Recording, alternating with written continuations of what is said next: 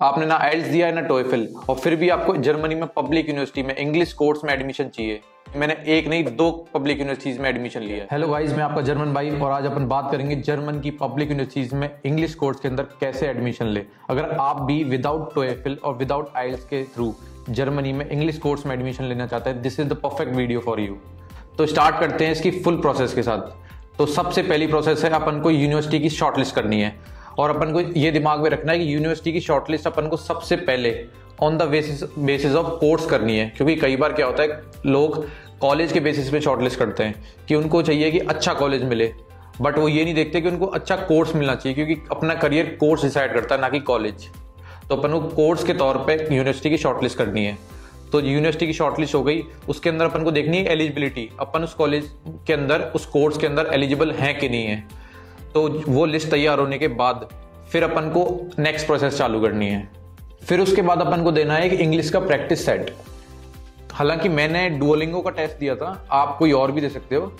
उस टेस्ट को देने के बाद मतलब एक एग्जाम्पल हो गया, मतलब आप प्रैक्टिस सेट दे रहे हो, तो प्रैक्टिस सेट के तुरंत बाद वो तुरंत उसका रिजल्ट भी दे देते हैं, तो उस रिजल्ट का अपन को स्क्रीनशॉट ले लेना है। फिर अगली प्रोसेस आती है शॉर्टलिस्टेड यूनिवर्सिटीज की लिस्ट की। उन सारी शॉर्टलिस्टेड यूनिवर्सिटीज को अपन को सेम मेल करना है। जो अपन सारी यूनिवर्सिटीज को मेल करेंगे वो पूरा एक मेल कॉपीड रहेगा, बस उसमें अपन को यूनिवर्सिटीज के नेम चेंज करने हैं, ब्रांचेस चेंज करनी है, और उसके अंदर अपन को सारे डॉक्यूमेंट्स इंक्लूड करने हैं। जैसे कि अपने सारे एजुकेशनल डॉक्यूमेंट्स हो गए, उसके अंदर अपने दो मेन डॉक्यूमेंट्स भी अपन को इंक्लूड करने हैं। जैसे कि अपने जो स्क्रीनशॉट लिया था उसका डुओलिंगो का, वो भी इंक्लूड करना है उसके अंदर, और अपन को अपना रिज्यूमे भी इंक्लूड करना है। और वो पूरा मेल अपन को ऐसे डिजाइन करना है कि अपन उनसे क्वेश्चन पूछ रहे हैं कि I am eligible for this program और नॉट। तो वो कई यूनिवर्सिटीज में अपना इसमें ये टाइम बच जाएगा कि कई में अपन को उनकी एप्लीकेशन फीस भी बच जाएगी। तो यूनिवर्सिटीज अपन को स्टार्टिंग में बता देंगे कि you are eligible for this course और नॉट, तो वहां से कई यूनिवर्सिटीज कट हो जाएंगी, कई यूनिवर्सिटीज में अपन ग्रीन टिक में आ जाएंगे, मतलब अपन उनके अंदर अप्लाई करने के लायक हैं या नहीं है।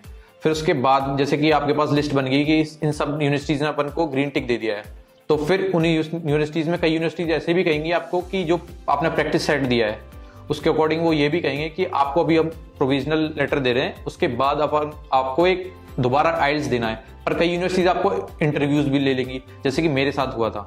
मुझे दो यूनिवर्सिटीज ने ऑफर लेटर दिया और दोनों ने बोला कि आपका हम एक इंटरव्यू लेंगे, उसके अकॉर्डिंग हम आपकी इंग्लिश जज करेंगे। मतलब मुझे आइल्स देना पड़ा ना टोएफल देना पड़ा। तो उन्होंने मेरा इंटरव्यू लिया, उसी इंटरव्यू के अकॉर्डिंग उन्होंने जज किया कि आपकी इंग्लिश सही है, आप इस कोर्स को पढ़ने के लिए एलिजिबल हैं।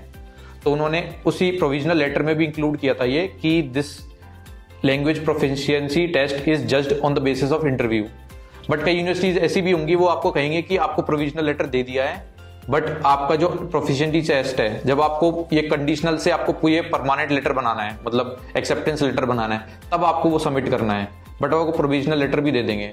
बट इसमें अपना ये बच गया कि अपन को कई यूनिवर्सिटी जो आपको रिजेक्शन देंगी, आप उनको एप्लीकेशन फीस देने से बच गए, मतलब आपका फीस भी बच गया, आपका टाइम भी बच गया। इसमें अपनी पूरी सिचुएशन विन विन हो गई इसमें। जैसे कि मैंने आपको बताया कि मेरे केस में दोनों यूनिवर्सिटीज ने मेरे को बोल दिया था कि आपको आइल्स देने की जरूरत नहीं है, बट आपको शायद मांगे। और वीडियो के एंड में मैं आपको वो एक मेल फॉर्मेट लिंक डिस्क्रिप्शन में डाल दूंगा, मैं ड्राइव लिंक की, तो आप वहां से कॉपी भी कर सकते हैं उस पूरा मेल फॉर्मेट को, जो मैंने अपनी यूनिवर्सिटीज को शेयर किया था। तो वहां से आप उसको कॉपी करके वही फॉर्मेट में आप थोड़ी एडिटिंग कर सकते हैं, अपनी डिटेल्स डाल सकते हैं, तो उसको कॉपी करके आप भी यूनिवर्सिटीज को मेल कर सकते हैं। और अगर इसके रिगार्डिंग आपको कोई और डाउट है तो आप नीचे कमेंट बॉक्स में टाइप कर सकते हैं, तो मैं उसको तुरंत उसका रिप्लाई भी दे दूंगा।